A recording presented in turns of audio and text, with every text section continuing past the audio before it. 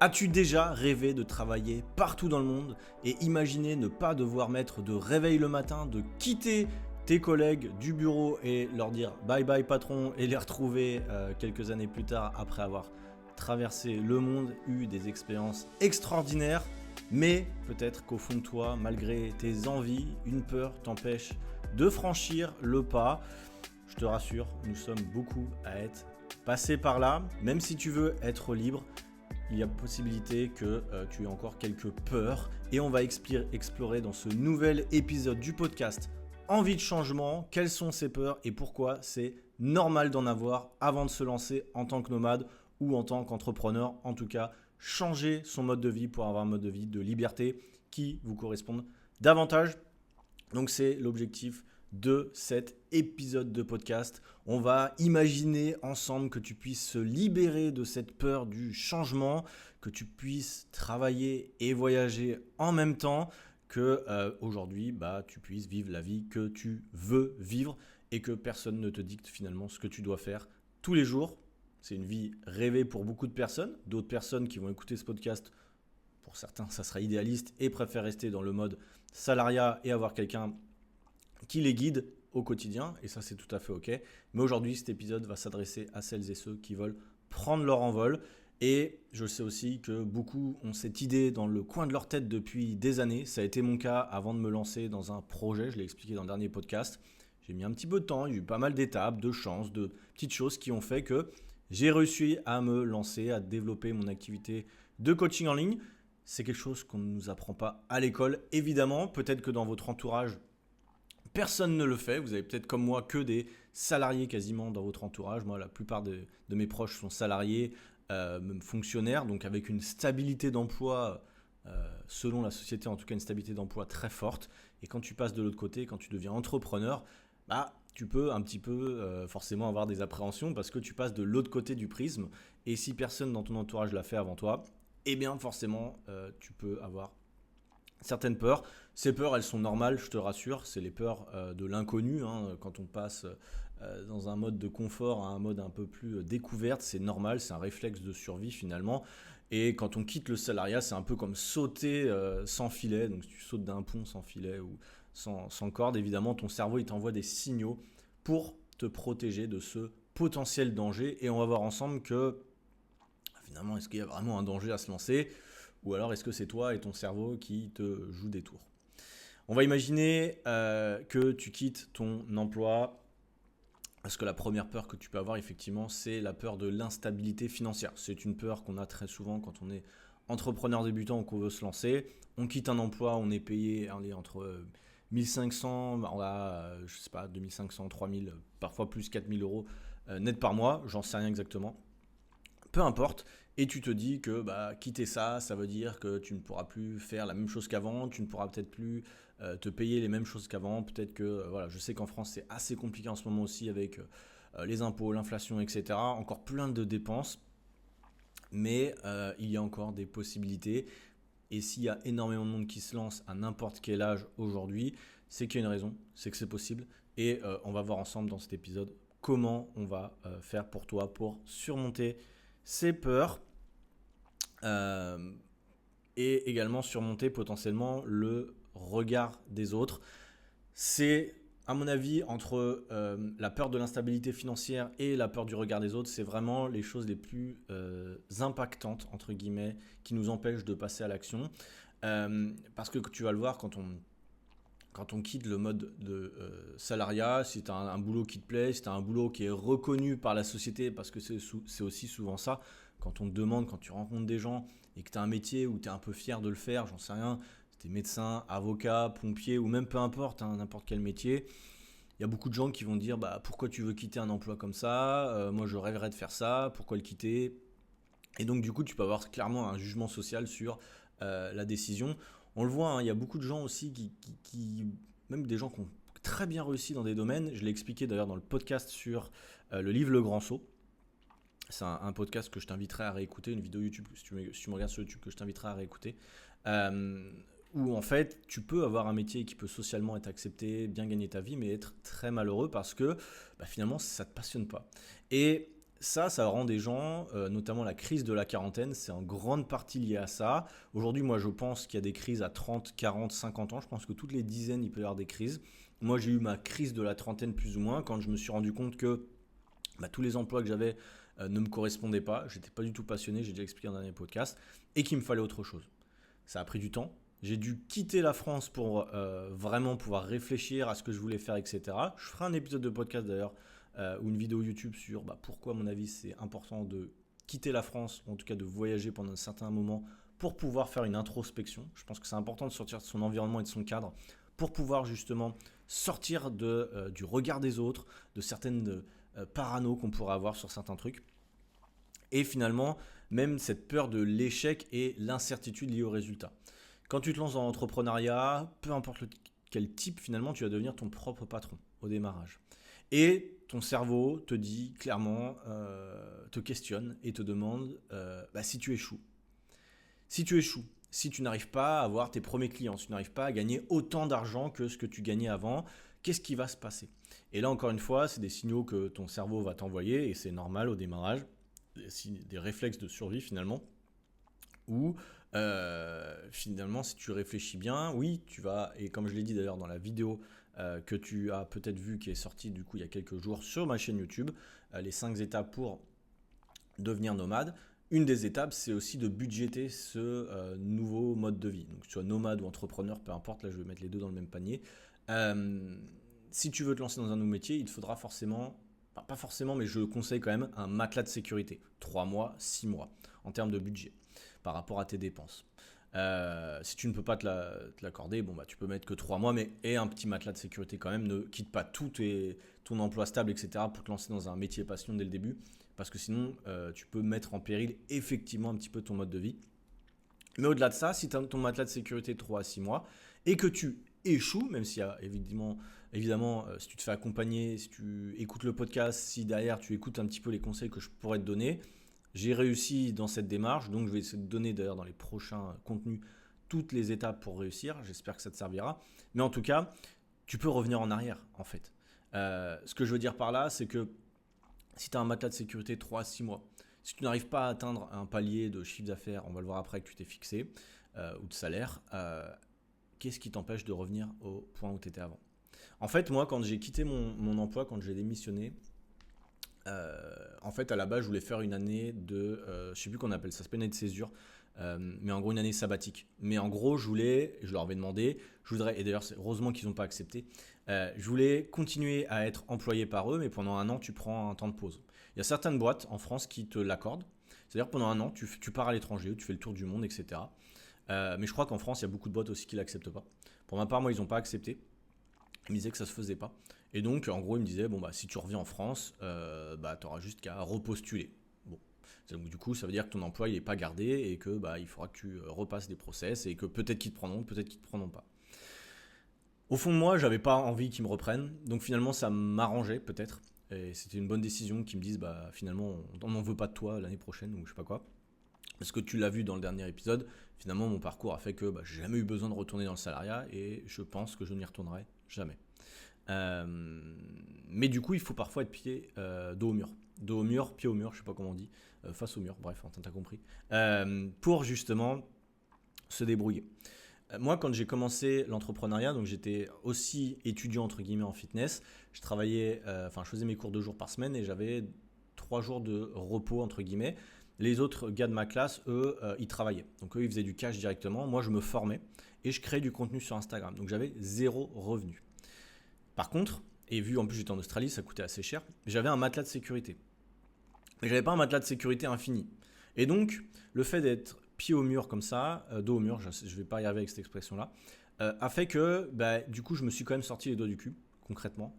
Et ça, c'est important aussi. Faut pas se mettre dans le rouge, mais faut pas non plus être trop confortable. Ça peut être aussi le piège quand tu te lances, c'est d'avoir avoir trop de laxisme, on va dire. Et donc, ce que je voulais dire par là, c'est que moi, je savais que dans tous les cas, même si j'échouais, je pourrais revenir en France, retrouver mon métier d'avant. J'aurais pas été satisfait, à mon avis, j'aurais repété un plomb au bout d'un moment. Mais j'avais cette option-là, où je réussissais. Et je pense que c'est le cas pour beaucoup de personnes, finalement, si tu réfléchis. C'est soit tu réussis, soit tu reviens à la situation à laquelle tu étais avant. Et donc finalement, est-ce qu'il y a vraiment un gros risque à se lancer? Ou est-ce que finalement tu t'inventes pas encore une fois des peurs et tu loupes peut-être l'occasion de vivre enfin la vie que tu as envie de vivre? Moi en tout cas, c'est vraiment ce que je me suis posé comme question au démarrage et je regrette pas. Il y a un point aussi qui est important, et tu vas le voir, c'est quand tu deviens entrepreneur, quand tu deviens nomade, quand tu quittes un peu le système, tu as beaucoup de croyances en fait avant ça, notamment en France. C'est un pays où on valorise beaucoup le salariat, la stabilité du salariat. Si tu étais aux États-Unis, j'aurais pas le même discours. Je pense que là-bas, pour être entrepreneur, c'est plus facile, il y a moins de croyances. Parce qu'en fait, depuis tout petit, et moi ça a été le cas aussi, on te dit qu'il faut trouver un bon travail, il faut bien travailler à l'école, il faut avoir un bon diplôme pour avoir une sécurité, parce que sinon tu vas finir dans la rue. Ça, c'était la génération d'avant. Je sais pas quel âge tu as, mais moi, la génération d'avant, mes parents, potentiellement, c'est un peu ce qu'on leur a appris. Mais je pense qu'aujourd'hui, en 2024 et 2025, peut-être si tu écoutes ça, c'est plus le cas. La stabilité de l'emploi, elle n'existe plus. C'est clairement une illusion. Tu le vois bien, il y a beaucoup d'évolutions technologiques, les intelligences artificielles qui arrivent. Il y a la récession, il y a l'inflation, il y a plein de mots qui terminent en ion, qui font peur. Et finalement, combien de personnes ont perdu leur emploi à cause des crises économiques, des restructurations? Il y en a pas mal. J'en connais pas mal, même dans mes élèves en coaching, j'en ai eu. Et je sais que c'est pas évident, ça ne m'est jamais arrivé, mais le risque il existe aussi dans le salariat. Et même si tu es fonctionnaire, je pense que tu vois bien, il y a des changements de gouvernement, ça se barre en cacahuète, bref. Aujourd'hui, on nous fait croire qu'on est stable, mais on ne l'est pas vraiment. Donc finalement, tu comprends bien que il n'y a pas vraiment de stabilité, c'est encore une fois que ton cerveau qui essaie de te rassurer avec ça. Et donc, selon moi en tout cas, tu peux, et tu vas voir après à terme, si tu développes une activité et que potentiellement tu as suivi le même chemin que moi, je vous expliquerai dans quelques podcasts ou épisodes de YouTube comment moi je vois la chose pour être entrepreneur et avoir des revenus stables.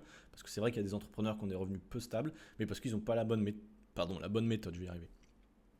Et moi, je vous donnerai mes chiffres concrètement dans les prochains épisodes. Concrètement, j'ai les mêmes revenus quasiment tous les mois depuis, enfin en augmentant, finalement ça a augmenté, mais j'ai des revenus stables. Parce que j'ai mis en place une méthode qui permet d'avoir des revenus stables. Ce n'est pas le cas de beaucoup de monde. Donc ça, je vous en parlerai effectivement pour ceux qui veulent aller plus loin. Bref, une autre croyance extrêmement présente avant de se lancer, c'est de croire qu'on n'a pas les compétences pour réussir en tant qu'entrepreneur, en tant qu'indépendant ou en tant que nomade. Beaucoup pensent qu'ils ne sont pas assez bons. Mais il faut comprendre un truc, c'est que les compétences, ça s'apprend. Dans l'épisode précédent, je vous ai parlé, non d'ailleurs c'est dans ma vidéo précédente que je vous invite vraiment à regarder, je vous mettrai le lien juste en dessous si vous ne l'avez pas vu, je vous parlais de l'ikigai. L'ikigai, c'est une méthode japonaise qui vous permet de comprendre et de mettre en place votre métier de rêve. Entre les passions que vous avez, les compétences que vous pouvez développer et que vous avez déjà, et le besoin, entre guillemets, de la société. Et une fois que ça coche ces 3 cases, vous avez votre métier de rêve, entre guillemets. Ensuite, après, il suffit de passer à l'action. C'est exactement moi ce que je suis en train de faire. J'ai fait cet ikigai il y a quelques semaines de ça. J'ai beaucoup réfléchi, travaillé sur ce que je voulais faire. Et depuis, je fais que de passer à l'action. Je crée des podcasts, je crée des vidéos YouTube, je fais des appels avec des gens qui sont dans cette thématique-là, etc. C'est donc la deuxième fois que j'entreprends, si tu veux, un nouveau métier d'entrepreneuriat avant d'être coach. Mais cette fois-ci, je vais le faire en puissance x10. La première fois, ça m'a pris plusieurs mois, 3-4 mois. Je n'étais pas certain, je crée du contenu, mais je ne savais pas trop quoi faire, etc. Là, maintenant, je l'ai déjà fait, je sais très bien comment il faut faire. Honnêtement, les compétences, je sais que je les ai acquises au cours des 3 dernières années et je vais continuer à me former. Pour les gens que je vais accompagner dans les différents programmes et accompagnements que je vais lancer prochainement, je pense, sur ceux et celles qui veulent se lancer dans l'entrepreneuriat, je peux vous garantir que je vais continuer à me former et que je ne suis absolument pas victime du syndrome de l'imposteur. Ce syndrome-là, moi, je l'ai eu au démarrage quand j'étais coach, parce que je m'étais dit, écoute, tu as à peine ton diplôme, qui va vouloir t'écouter, écouter tes conseils, etc. Sauf qu'en fait, je me suis rendu compte qu'au bout de 6 mois, 8 mois à peu près, après avoir commencé mon diplôme, j'avais déjà 10 000 abonnés et j'avais déjà mes premiers clients.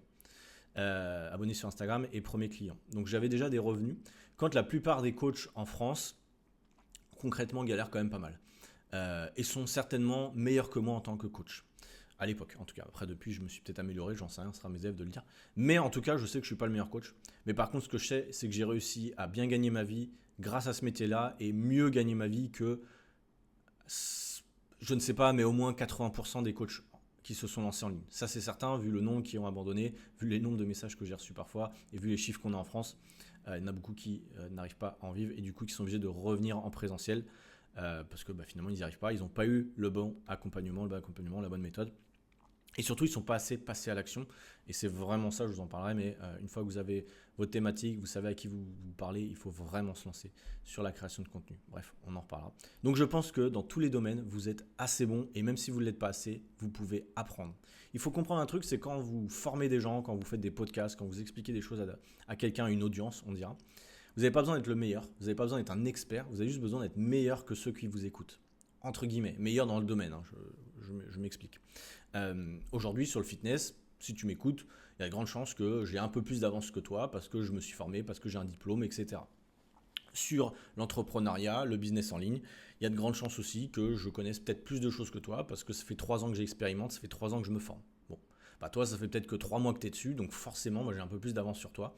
Mais il y a aussi des gens très connus qui ont 10 ans d'entrepreneuriat et qui me dépassent largement, qui auront un autre discours et qui seront largement meilleurs. Mais en tous les cas, moi je sais comment aider des débutants à se lancer parce que je l'ai fait et parce que j'aime le faire, tout simplement. Donc ça, c'est important de comprendre. Il y a une autre croyance qu'on pourra avoir quand on se lance en tant qu'entrepreneur ou nomade, c'est de penser qu'on va être isolé et qu'on va perdre ses repères. C'est vrai que quand on est salarié, moi c'est un point positif que j'avais quand j'étais salarié, je l'ai dit dans plusieurs contenus, c'est que tu retrouves tes collègues. Tu retrouves tes collègues, tu as tes réunions, c'est assez rassurant, tu peux échanger, etc. Tu as un cadre. Quand tu es indépendant, effectivement, le mot indépendant, il veut dire ce qu'il veut dire, mais ça ne veut pas dire être seul. Moi, depuis que j'ai commencé à être entrepreneur, je me suis toujours fait accompagner. J'ai été dans un groupe avec d'autres coachs, avec un mentor, si tu veux, mais aussi avec d'autres coachs qui étaient au même niveau que moi. Et depuis 3 ans, toutes les semaines quasiment, on fait des réunions en live. Et ça, c'est extrêmement important. Moi, j'ai aussi vu dans mon activité de coach en ligne, les élèves avaient un groupe WhatsApp, on faisait des lives de temps en temps. Et c'est extrêmement important de ne pas se sentir seul, de se sentir accompagné dans une communauté de personnes qui ont les mêmes objectifs que vous. Donc je sais que dans mon prochain accompagnement, dans mon prochain programme pour aider des gens à se lancer, il y aura une partie communautaire avec des échanges de tips, des peurs qu'on peut avoir, des motivations. Bref, il y aura une communauté, c'est certain, parce que c'est trop important quand on se lance. Moi, quand je me suis lancé, parfois je me sentais seul aussi parce que le programme que je suivais au démarrage, il n'y avait pas le même esprit de communauté, il l'a aussi développé au fur et à mesure, il s'en est rendu compte. Mais au démarrage, on se sentait un peu seul, pas forcément très suivi. Et ça, je sais que c'est extrêmement important. Il existe aussi, quand on est entrepreneur, pour ceux qui sont un peu plus sociables, des coworking. J'étais à Phuket le mois dernier, il y avait plein d'espaces de coworking. Si tu vas voyager à Bali, tu vas voir que c'est très facile de communiquer avec des gens. Ou à Dubaï, tu vas dans un café, tu vois un mec ou une fille avec un ordi, tu peux lui parler, t'inquiète pas, généralement ça se passe bien. C'est très facile. Il y a également des communautés en ligne, Nomad Digital Bangkok, Nomad Digital je sais pas où, bref, il y en a plein. Il y a aussi le site Nomad List, c'est un site dont j'ai parlé dans ma dernière vidéo qui te permet de référencer les villes notamment et les classer en fonction de la sécurité, du coût, etc. Les villes pour les expatriés, les nomades. Et justement, ils ont créé aussi une communauté. Les groupes Facebook, je trouve que ça marche bien si tu veux rencontrer du monde. Moi, je l'ai fait au démarrage quand j'ai voyagé dans mes premières destinations pour rencontrer du monde. Bref, il y a plein de façons de se sentir entouré. Évidemment, quand tu es entrepreneur, tu dois être autonome. Je pense que tu dois compter en premier sur toi-même. Tu dois être un peu débrouillard. C'est clair. Mais au-delà de ça, tu peux largement rencontrer du monde. Et moi, j'ai rencontré beaucoup de monde, des coachs aussi avec qui j'ai créé des amitiés sur les dernières années, des gens avec qui j'aurais jamais échangé en temps normal, que j'aurais jamais croisé, mais grâce aux réseaux sociaux notamment, j'ai pu rencontrer beaucoup de monde. Aujourd'hui, tu l'as compris, il y a pas mal de croyances, pas mal de choses qui sont peut-être fausses par rapport à la peur de passer à l'action. Et j'aimerais que tu prennes un petit moment pour toi, pour t'imaginer travailler dans un café. Alors ça peut être à Bali, au bord d'une plage, n'importe où, même à Biarritz si tu as envie de travailler à Biarritz, peu importe, tu n'es pas obligé d'aller à Bali comme tout le monde. Et j'aimerais que tu imagines en fait tout ça et que tu te demandes, tu te questionnes, tu prennes une minute finalement pour noter ce que signifie la liberté pour toi. Pourquoi tu veux être libre également? La liberté, ça dépend des gens, mais ça peut être, comme je te disais en introduction, ne pas mettre de réveil. La liberté, ça peut être, aujourd'hui je veux travailler, aujourd'hui je veux pas travailler. Ça peut. La liberté, ça peut être, aujourd'hui je veux travailler dans ce café, ça peut être, je veux travailler à ma maison, dans ma maison, donc c'est-à-dire ne pas prendre ma voiture, éviter les bouchons, parce que ça aussi, quand tu perds 2 heures dans les bouchons, tous les jours pour aller travailler, c'est finalement un temps d'investissement assez mal investi, on va dire. Enfin, un temps assez mal investi. Alors peut-être que tu écoutes ce podcast dans les bouchons, ça c'est le cas peut-être de certaines personnes, du coup c'est un bon investissement. Mais malgré tout, tu pourrais le faire dans un coin plus sympa, aller marcher. Moi c'est ce que je fais quand j'écoute mes podcasts, je vais marcher dehors. Et ça fait partie de ma routine. Et voilà, en tout cas, ça c'est la vie que tu peux te créer quand tu passes nomade, en tout cas entrepreneur. Et donc, à toi de te noter, de réfléchir à tous les bénéfices que tu pourrais avoir. Là, il commence à faire froid en France, il commence à pleuvoir, à faire nuit tôt. Bah peut-être, je te le dis, là je le vois devant moi, je suis à Bangkok, il fait beau, il fait chaud. Je te dis pas que c'est la vie de rêve, je te dis pas que tout va aller beaucoup mieux, parce qu'il y a aussi ça, quand tu pars à l'étranger, tu as l'impression que tous tes problèmes vont s'évaporer. Pas forcément, il y a aussi un gros travail mental à faire, et je l'ai dit dans certains épisodes de podcast. Il faut être bien dans ta tête avant de partir aussi. Ou en tout cas quand tu es sur place, c'est travailler sur toi. Mais en tous les cas, si ça te permet d'être plus détendu, de mieux vivre, d'être moins stressé, bah réfléchis à ça, réfléchis à la liberté que tu peux avoir, à la flexibilité que ça va t'offrir, aux aventures que tu vas découvrir. Moi, tous les week-ends, concrètement, depuis que je suis à l'étranger, je vois ça comme une aventure. Ça peut être une aventure urbaine, aller découvrir des cafés, aller découvrir des endroits, etc. que je connais pas, de la ville à Bangkok, une ville extraordinaire qui est très grande. Il y a plus de 10 millions d'habitants, voire plus. Donc t'imagines la taille du truc, c'est beaucoup plus dense que Paris. Il y a plein de trucs à faire ici. Je dis pas qu'il y a plus de trucs à faire qu'à Paris, parce que Paris c'est quand même cool. Mais il y a plein de choses à faire ici. Et bref, et même quand tu es à Phuket, quand tu es sur des îles à Bali, bah, le week-end tu peux prendre ton scooter, tu peux partir à l'aventure. Ça, c'est des choses que les gens font en vacances. Mais quand tu as ce mode de vie, c'est pas tes vacances, c'est juste ton week-end. C'est-à-dire que tous les week-ends, tu peux te faire des délires comme ça. Et ça, vraiment, je trouve que ça n'a pas de prix. Le nombre d'aventures que j'ai vécues depuis que je me suis lancé en tant qu'entrepreneur, des fois je regarde, et encore j'ai tellement de photos, de vidéos, mais quand je regarde tous les trucs que j'ai fait, c'est en seulement 3-4 ans, c'est beaucoup plus que la plupart des gens ont une vie, et ça j'en suis certain. Déjà, j'ai visité plus de 30 pays, je crois, et non, ou 20 ou 30, je sais plus, j'avais regardé autrefois. Mais c'est au-delà du nombre, c'est surtout les aventures et les rencontres que tu fais, c'est juste extraordinaire. Bref, visualise ta vie idéale, visualise en quoi cette liberté peut changer ta vie. Maintenant, une transition vers un mode de vie nomade, c'était au démarrage ou en cours. Il faut essayer de se fixer des objectifs réalistes sur le moyen court terme. Je m'explique, c'est comme sur une perte de poids, si tu me connais pour ça. Faut pas se lancer pleine balle et se dire je veux perdre 20 kilos en 3 mois. Faut être réaliste. Les premiers 100 euros, les premiers 500 euros, les premiers 1000 euros, les premiers 1500 euros, les premiers 2000 euros en ligne, ce sont des caps très très importants. Je pense que tu t'en rappelleras. Peut-être que tu as déjà passé ces caps si tu m'écoutes, tant mieux. Mais déjà ça prend un certain temps, mais il faut essayer d'être réaliste. Tu vas le voir en ligne, il y a beaucoup de vendeurs de rêves. Il y a beaucoup de mecs qui vont te promettre 10 000 euros par mois en 90 jours. Il faut savoir que ça n'existe pas. Soyons clairs, je sais que beaucoup défendent cette idée-là aussi, mais soyons réalistes, ça prend plus de temps que ça. C'est pour ça qu'on parle d'un matelas de sécurité, c'est pour ça qu'on parle de prendre son temps. C'est une stratégie long terme. La stratégie, moi, que j'ai employée, c'est aussi développer ses réseaux sociaux. Tu ne deviens pas une référence ou un expert, ou en tout cas, les clients ne courent pas après toi au bout de 2 mois de contenu. Non, ça prend plus de temps. Mais quand tu as la bonne méthode, tu peux vraiment attirer des clients rapidement. Et tu peux augmenter quand même ton chiffre d'affaires assez rapidement. Mais encore une fois, il faut avoir la bonne méthode, il faut potentiellement se faire accompagner. Mais sois réaliste. Tu vois, les premiers 500 euros, déjà, c'est un bon cap. Les premiers 1000 euros, les premiers 1500, comme je te disais. Et en plus, ça va te donner une certaine sécurité. Donc, voilà. Après, tu verras, et ça, je vous expliquerai, je pense, dans d'autres épisodes, comment vraiment mettre en place tout ça, les étapes que moi j'ai suivies. Je bois mon café en même temps et on verra ça ensemble plus précisément. Conseil numéro 3 sur ça, c'est de rechercher des modèles inspirants et de rejoindre une communauté. Moi, depuis que je me suis lancé en tant qu'entrepreneur, je suis beaucoup de contenu, même à l'heure actuelle, de mecs ou de filles qui sont dans le même parcours et qui sont légèrement plus avancés que moi, que ce soit sur YouTube, sur les podcasts. Ça me permet de m'entourer. J'ai déjà fait des podcasts sur l'environnement. Aujourd'hui, si tu n'as personne dans ton entourage qui est entrepreneur, qui est nomade, bah entoure-toi de ça.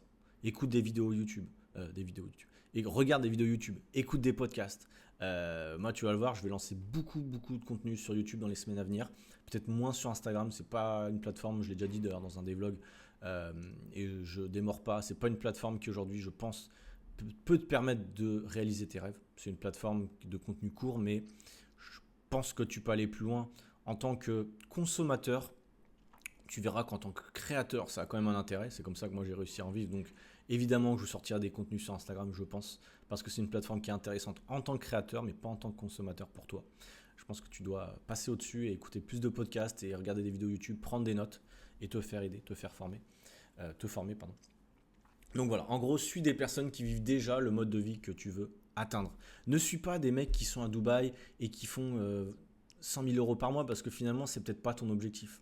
Moi, c'est un peu le piège que j'ai eu, c'est de suivre des mecs finalement qui n'avaient pas du tout les mêmes ambitions que moi, qui étaient dans des modes où je vais travailler toute la journée, où en fait, oui, ils sont entrepreneurs, mais en fait, ils veulent faire 1 million très rapidement, par exemple. Et finalement, ils charbonnent comme des porcs, ils n'ont pas de vie sociale, ils n'ont pas de liberté. Et en fait, ça sert à rien que je me compare à eux parce que je veux pas faire la même chose. Aujourd'hui, moi, ce que je veux, c'est travailler entre 3 et 5 heures par jour, peut-être plus, parfois moins, quand je le veux dans un sens. Alors moi, je travaille quand même du lundi au vendredi, parfois le samedi. Mais il y a des jours où je ne vais pas travailler. La semaine prochaine, concrètement, alors le podcast sortira à ce moment-là, je vais prendre une semaine un peu off. Alors je suis jamais complètement off parce que j'aime bien ce que je fais, je crée toujours du contenu, etc. Mais concrètement, je ne vais pas beaucoup bosser la semaine prochaine. Et c'est un choix. Là, je charbonne plus cette semaine, je crée une vidéo et un podcast par jour, quasiment, donc pour vous dire, pour prendre de l'avance. Bon. Mais moi, en tout cas, je fais ce que je veux, dans un sens. Et voilà, je sais pas pourquoi je te disais ça. Mais en tout cas, suis des personnes qui t'inspirent et tu verras que si tu suis des personnes qui t'inspirent quand même cheminement que toi, tu vas un jour, au bout d'un moment, atteindre ce même mode de vie. Moi, quand j'ai commencé à m'intéresser à ça, je me souviens, je suivais des mecs, d'ailleurs ils sont plus présents sur YouTube, je me souviens, je suivais des mecs, ils prenaient leur caméra et ils marchaient en Thaïlande comme ça. Moi j'étais en Alsace, j'étais commercial, et je te jure, j'en ai suivi 3 ou 4 comme ça. Et ils parlaient de trucs de business en ligne, mais ils parlaient de trucs vraiment, soit de crypto, c'était pas crypto, c'était en 2018, donc 2018, 2019. Ils parlaient c'était souvent du business, genre du Shopify, pardon, je sais pas comment on appelle ça. Mais en gros, ils vendaient des produits physiques, ou c'était des trucs pas frais, forcément des trucs qui m'intéressaient beaucoup. Mais leur mode de vie, qu'est-ce que je trouvais ça cool. Prenaient leur caméra, marchaient dehors en Thaïlande, ils parlaient avec des Thaïs et tout ça, je trouvais ça trop cool. Et j'aurais jamais pensé que 5 ans après, j'allais me retrouver à leur place, à créer du contenu, à vous partager un petit peu mon mode de vie, hein, finalement, c'est ça, et mes croyances par rapport au nomadisme digital. Et du coup, je suis content de passer le relais. Tu vois, il y a des gens qui m'ont inspiré, je me suis entouré d'eux au démarrage. Des fois, comme je disais, de mauvaises personnes, mais parfois aussi de bonnes. Et j'espère faire partie des bonnes personnes qui vont t'inspirer. Je sais que ce message ne va pas parler à tout le monde, mais en tout cas, pour ceux et celles à qui ça va parler, je serais content en tout cas de vous avoir aidé un petit peu sur ça. Conseil numéro 4, apprivoiser sa peur et accepter qu'elle fait partie du chemin. Quand tu deviens entrepreneur, effectivement, tu vas ressentir de la peur de temps en temps. Mais en fait, quand tu te lances dans quelque chose, que tu as peur par exemple de te lancer à parler devant une caméra, à créer du contenu, à avoir tes premiers clients, etc., c'est généralement une preuve que tu progresses vers ton objectif. En fait, tout ce qui fait peur, généralement, c'est quelque chose qui te fait avancer en réalité. Moi, j'étais resté dans quelques semaines, quelques mois avant de changer un petit peu de cap. J'étais trop dans ma zone de confort. Je remarquais que je stagnais en fait même en termes de nombre de clients, etc. Parce que ça me passionnait moins, ça se voyait. Et en fait, je faisais tout le temps la même chose. Un podcast par-ci par-là. Je faisais quasiment plus de contenu sur Instagram. Je recyclais à l'époque. Parce que j'avais plus cette motivation. Et là, depuis que j'ai changé de credo, je suis beaucoup plus actif, je crée beaucoup plus de choses, des contenus plus longs, des contenus qui me correspondent. Tu vois, je me suis lancé sur YouTube aussi, je commence à faire des montages rapidos, à créer des vidéos, un truc que j'avais pas fait, j'avais commencé au démarrage, mais il y a 2-3 ans, et que j'avais abandonné. Et finalement, j'avais un peu peur, je me disais, putain, mais se lancer sur YouTube, maintenant c'est compliqué, il y a beaucoup de monde qui fait ça, comment je vais pouvoir m'en sortir ? Je vous partagerai mes chiffres rapidement sur YouTube dans d'autres vidéos, mais honnêtement, ça se lance plutôt bien. Tu vois, je pensais pas, il y avait certaines vidéos, même des vlogs avec plus de 500 vues, un peu plus, un vlog qui a fait 2000 vues, alors que, tu vois, j'ai pas énormément d'abonnés, personne ne me connaît vraiment sur YouTube, c'est des nouvelles personnes généralement qui me suivent sur YouTube, peut-être ton cas.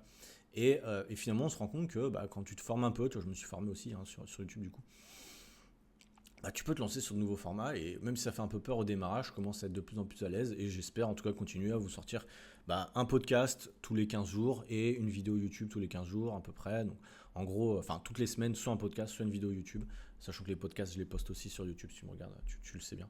Donc voilà, en gros l'idée, c'est que oui, j'ai des peurs moi aussi, mais je me dis que c'est toujours, si j'ai peur, c'est que c'est certainement ce que je dois faire. Voilà, en tout cas, c'est ce que je me dis depuis quelques temps. Donc toi aussi, s'il y a des choses pour lesquelles tu as peur, c'est que généralement tu es dans le bon, c'est qu'il faut, je vais arriver, certainement passer par là, il va falloir passer par là. mais que c'est une bonne chose, je te rassure. Donc pour conclure, aujourd'hui sur cet épisode de podcast, on a vu que la peur de quitter le salariat, c'est normal, mais que tu peux clairement la surmonter avec une bonne approche, en étant accompagné, en déconstruisant un petit peu tes croyances limitantes que tu peux avoir, parce que souvent c'est sur des trucs que tu t'inventes, clairement comme la stabilité de l'emploi, etc. Ou même sur la retraite, on peut conclure aussi sur ça, te dire que je ne pourrais plus cotiser autant pour ma retraite, etc. Bon, si tu as le même âge que moi, tu verras la plupart des entrepreneurs, la plupart des gens que tu vas suivre dans les futurs contenus te diront que de toute façon le système il est un peu cassé et que en tout cas pour ma part la retraite en France j'y crois plus du tout. Et on est beaucoup à avoir ce discours là, c'est qu'en fait au bout d'un moment le système il va être cassé. On ne pourra pas se faire payer une retraite. La génération des gens nés des années 90 ne pense pas qu'on aura une grosse retraite. Déjà tu vois bien ceux qui sont à la retraite maintenant c'est assez bas, mais pour nous on n'aura quasiment plus rien. Donc il va falloir de toute façon se créer sa propre retraite. Et qu'est-ce qui est de mieux pour créer sa propre retraite que de devenir entrepreneur ? Quand tu es entrepreneur, tu n'as pas de salary cap, c'est-à-dire que tu ne dois pas attendre que ton patron t'augmente de 100 € chaque année, alors que tu vois bien l'inflation elle augmente encore plus des fois, donc finalement tu es perdant. Et, tu peux clairement quand tu es entrepreneur gagner beaucoup plus d'argent que quand tu es salarié. Il y en a qui en gagnent moins, mais il y en a qui en gagnent beaucoup plus. Moi en tout cas, je vais être transparent avec toi, je gagne plus d'argent en étant entrepreneur que quand j'étais salarié. Pas dès les premiers mois, évidemment, mais au bout d'un an, déjà j'avais gagné autant que quand j'étais commercial. Donc à partir de ce moment-là, c'est vrai que quand tu passes ce premier cap, on en reparlera, du coup tu es plus serein. Tu te dis j'ai pris la bonne décision. Forcément au démarrage, tu as des doutes, est-ce que je vais réussir ? Mais encore une fois, je te rassure, j'ai beaucoup d'exemples de gens qui ont réussi et je pense que je te ferai des interviews avec eux pour te montrer que c'est possible aussi de construire la vie que tu veux avec les revenus que tu mérites. Tout simplement. Donc voilà, n'oublie pas que tu peux toi aussi y arriver. Honnêtement, les peurs, c'est normal. Il suffit de passer un petit peu au-dessus et rappelle-toi pourquoi tu veux devenir libre, pourquoi c'est important pour toi. Comme pour une transition de perte de poids, c'est le même process concrètement. Donc il ne faut vraiment pas hésiter. J'espère que cet épisode t'a aidé. Pense à t'abonner, que ce soit abonné sur Spotify, sur Apple Podcast, sur Deezer ou sur la chaîne YouTube sur laquelle tu regardes tout ça. N'hésite pas à partager aussi ce podcast avec des personnes potentiellement qui seraient intéressées. Tu peux mettre un petit pouce bleu, un petit j'aime à la fin sur YouTube ou 5 étoiles sur le mode review de Spotify ou de Apple Podcast. Je te dis à très bientôt. N'hésite pas à jeter un œil à toutes les vidéos, tous les contenus que je vais faire sur le nomadisme digital, l'entrepreneuriat. Bref, j'ai hâte de continuer cette nouvelle aventure avec toi. Je te dis à la semaine prochaine. À très vite. Ciao, bye.